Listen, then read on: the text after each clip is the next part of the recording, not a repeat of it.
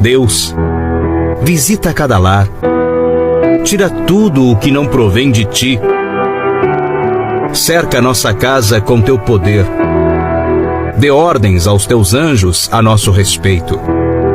Pai, entregamos aqui nossos medos, aflições, nossas fraquezas, tudo que tem tirado nossa paz, colocamos nas tuas mãos. Que sejamos abençoados por ti em todas as áreas das nossas vidas.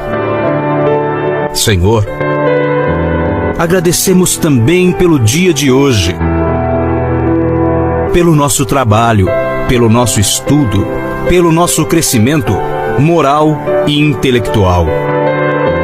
Peço perdão, Senhor, se em algum momento deste dia eu cheguei a falhar. Te amo, Deus, tua graça nunca falha.